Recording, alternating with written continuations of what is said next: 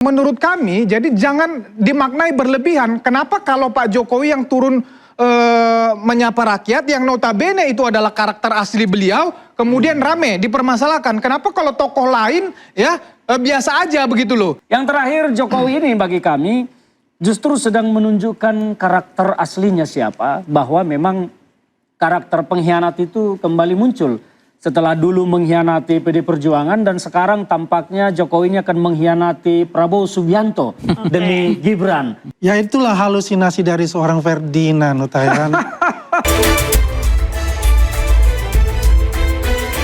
Ya, ini kan saya banyak undangan dari daerah-daerah untuk hadir. Saya sudah sehat dan saya akan datangi undangan-undangan yang ada, dan itu juga untuk berikan motivasi. Mungkin Lampung, NTT, Jawa Barat.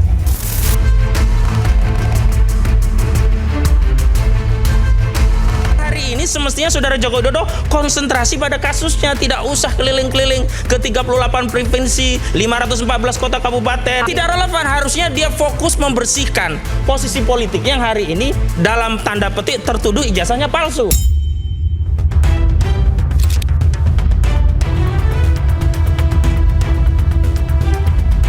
Safari keliling Indonesia terkait dengan nanti penguatan untuk Mas Gibran juga. Enggak ada. Ini murni tetap PSI ya. Enggak ada. Murni silaturahim. Silaturahim.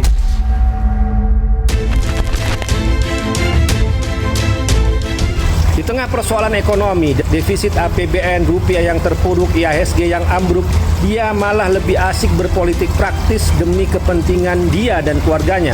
Padahal Jokowi harusnya menjelaskan kerusakan struktur fiskal akibat berbagai program ekstra populis untuk kepentingan elektoral tahun 2024.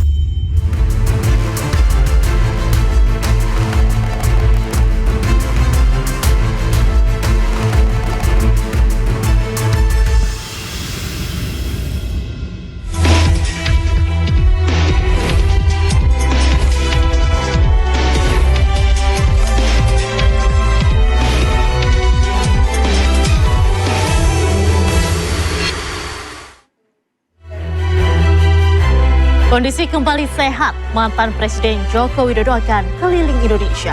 Lampung, Nusa Tenggara Timur, dan Jawa Barat menjadi daerah pertama lawatan Presiden ke-7 itu. Apakah kunjungan Jokowi ini sebatas memenuhi undangan, ataukah justru safari politik persiapan pemilu 2029? Saya Diandra Mukni, inilah Interupsi.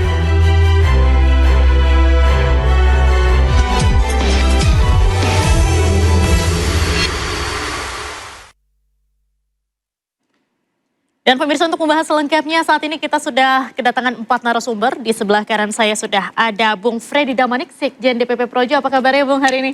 Alhamdulillah baik, selamat malam pemirsa Interupsi News. Selamat malam. Selanjutnya ada Bung Andi Azwan, Ketua Umum Jokman Nusantara Bersatu. Bagaimana malam hari ini? Alhamdulillah baik-baik, sehat-sehat selalu, semangat.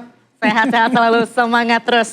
Dan selanjutnya di sebelah kiri saya sudah ada Bung Ferdinand Huta-Heian, politisi PDI Perjuangan. Bagaimana kabarnya? Kabar Bung baik, Ferdinand. selamat malam, selamat malam. Selamat malam. Dan selanjutnya juga ada Bung Pang Isyarwi, pengamat politik. Bagaimana kabarnya Bung Pang? Apa kabar hari ini? Oke. Saya pada malam hari ini akan mengingatkan kepada para narasumber hari ini terkait dengan aturan main. Kepada para narasumber saya ingatkan untuk silakan berdebat, silakan adu gagasan, namun terlebih dahulu katakan interupsi. Dan jangan lupa juga dimohon untuk tidak menyerang personal. Dapat dipahami bapak-bapak semua? Paham. Baik. Kita pertama langsung ke Bung Freddy terlebih dahulu. Bung Freddy, agenda keliling Indonesia ini, Pak Jokowi hanya sebatas memenuhi undangan kah? Atau ini safari politik untuk persiapan 2029 nih? Ya, sebagaimana yang sudah sampaikan Pak Jokowi, ya jadi memang sejak pertama beliau menyampaikan kepada kami relawannya, memang beliau ya siap keliling Indonesia untuk menyapa rakyat. Nah tentunya tujuan-tujuan itu tentu kan biasa dari Bapak Jokowi sebelum jadi presiden ya maupun selama jadi presiden dan sekarang setelah nggak jadi presiden polanya sama. Jadi polanya itu adalah misalnya kami relawan Pak datang dong kemari.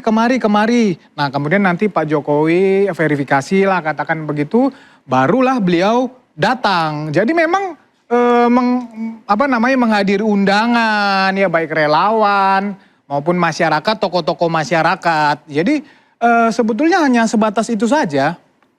Tidak ada. Gini. Jadi jangan dimaknai, jangan di-framing terlalu jauh untuk kontestasi Pilpres ataupun Pileg 2029.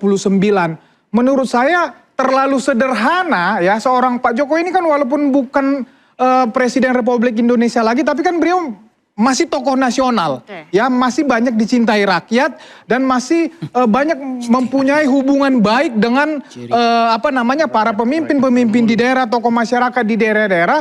Jadi menurut kami, jadi jangan dimaknai berlebihan. Kenapa kalau Pak Jokowi yang turun menyapa rakyat, yang notabene itu adalah karakter asli beliau, kemudian rame dipermasalahkan. Kenapa kalau tokoh lain ya biasa aja begitu loh. Jadi sekali lagi memang Pak Jokowi menyapa rakyat ya karena undangan-undangan banyak sekali. Kan Pak Jokowi setiap hari menerima masyarakat. Nah dari situ saja banyak permintaan, Pak datang dong lagi ke daerah kami, datang lagi. Mantan begitu. presiden sebelum-sebelumnya kan nggak ada yang keliling Indonesia juga nih Pak.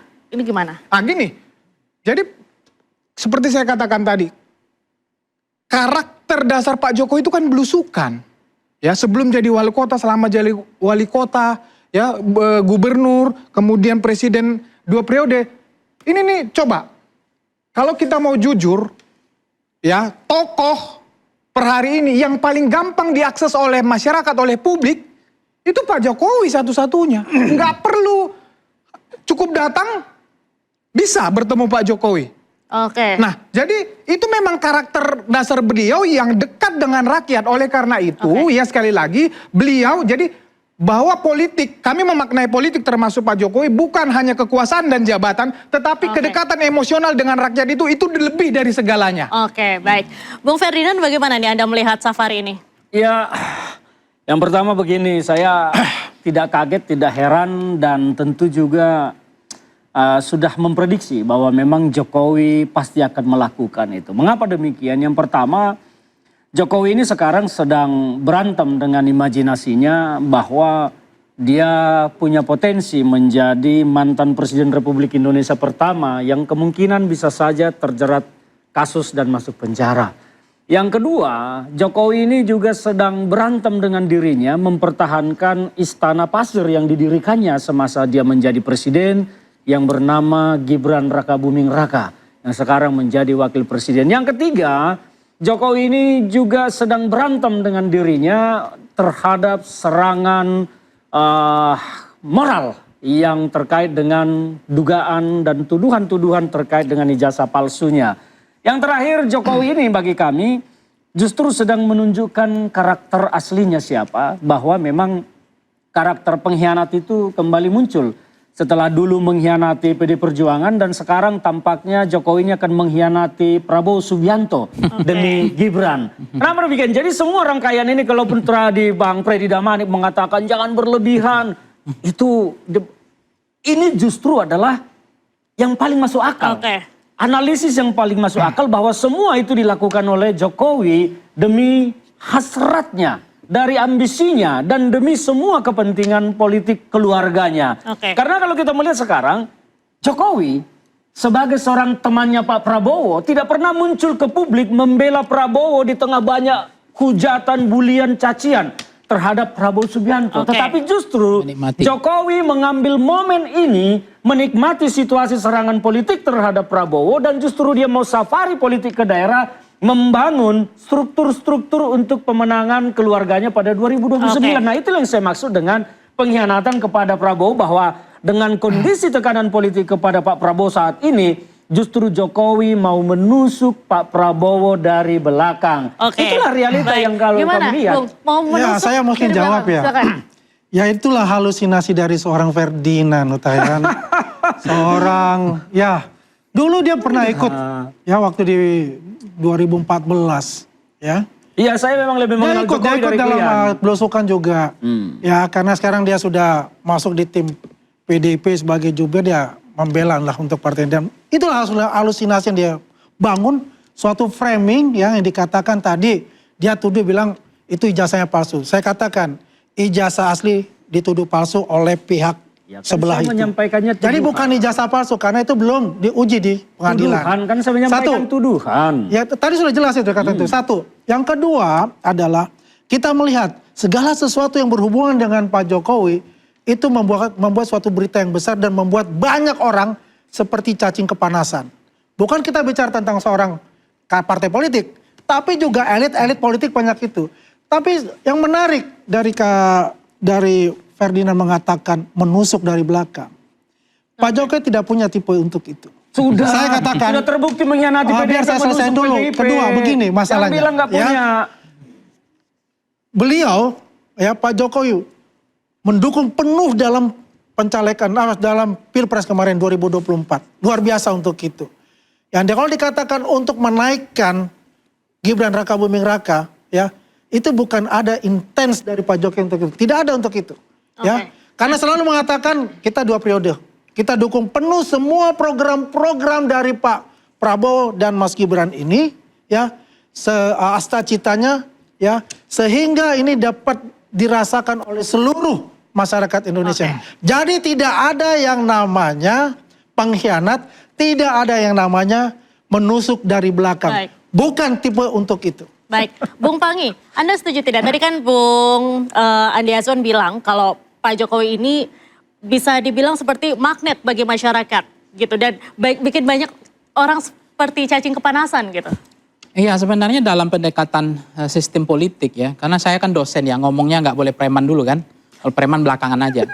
Itu pendekatan namanya tatap muka, face to face, itu belum ada yang bisa menggantikan per hari ini.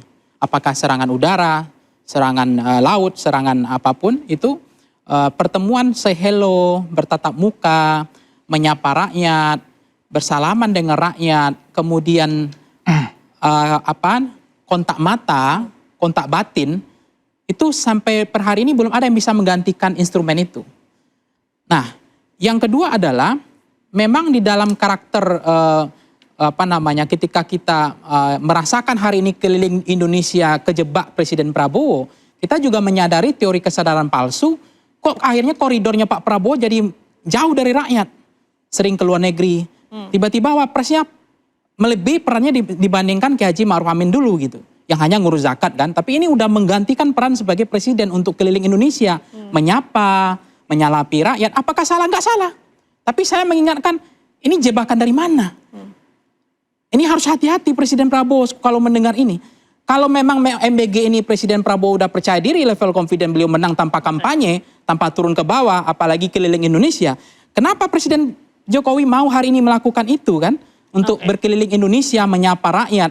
Ini kan luar biasa gitu. Nah, karena kalau menurut Anda ini ada apa? Ya saya nggak tahu apa ada apanya. Tapi ini kan sebenarnya koridornya kan udah kebolak-balik nih.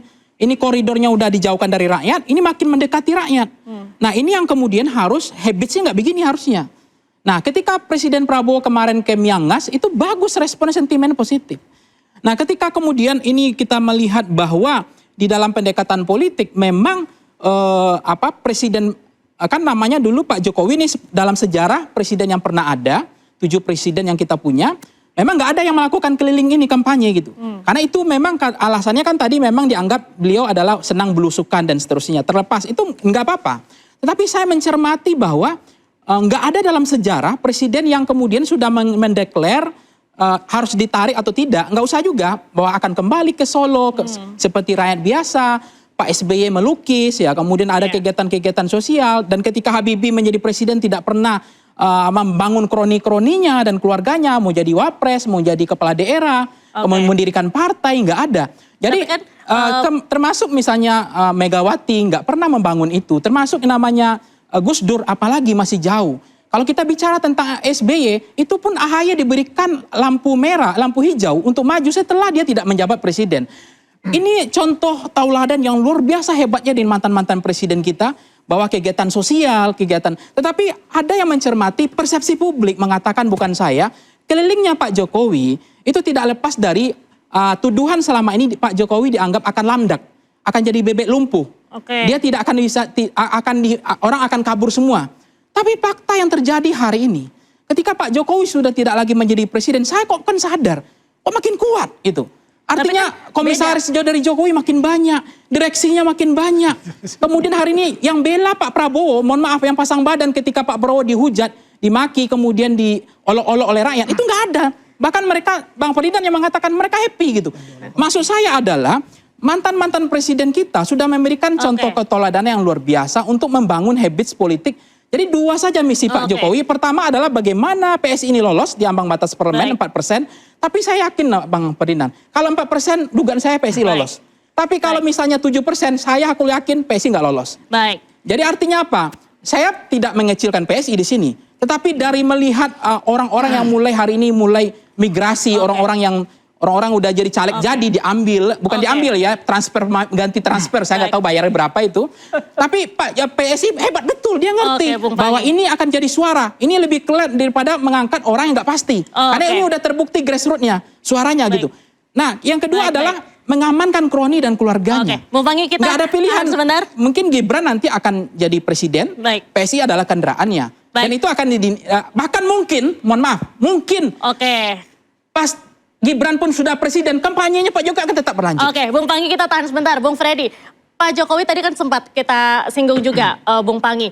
Pak Jokowi ini ingin jadi rakyat biasa, kembali ke Solo setelah selesai jadi presiden. Tapi kini kan orang melihatnya beda, ya melakukan keliling Indonesia begitu. Gimana? Iya, memang per hari ini Pak Jokowi kan saya katakan tadi bukan presiden lagi.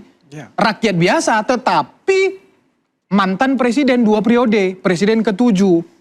Ya, tokoh nasional, ya, seorang negarawan dan mengunjungi masyarakat itu, ya, itu biasa saja di dalam negara demokrasi ini. Lazim-lazim saja begitu ya. Justru ini seperti kata Bung Pangi tadi, justru seharusnya tokoh-tokoh politik, politisi, ketua-ketua partai meniru Pak Jokowi menyapa rakyat. Oke, Bung Freddy kita tahan sebentar, Bung Andi. Kita masih akan lanjutkan ini usai jeda pemirsa, tetaplah di Interupsi.